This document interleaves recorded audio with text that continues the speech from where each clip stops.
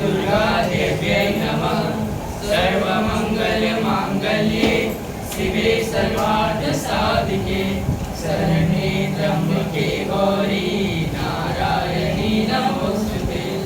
ॐ त्र्यम्बके मङ्गलाकाली भद्रकाली कपालिनी दुर्गा क्षमा शिवा धात्री स्वाहा स्वधा नमोस्तुते।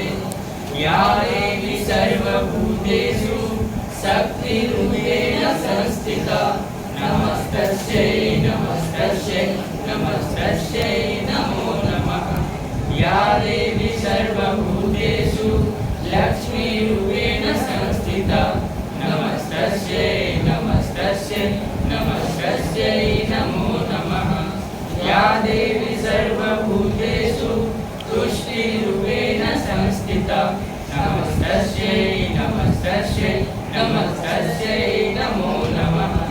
या देवी सर्वभूतेषु मातृरूपेण संस्थिता नमस्तस्यै नमस्तस्यै नमस्तस्यै नमो नमः। या देवी सर्वभूतेषु दयारूपेण संस्थिता नमस्तस्यै नमस्तस्यै नमस्तस्यै नमो नमः। या देवी सर्वभूतेषु बुद्धिरूपेण संस्थिता नमस्तस्यै नमस्तस्यै नमस्तस्यै नमो नमः। या देवी सर्वभूतेषु शान्तिरूपेण संस्थिता नमस्तस्यै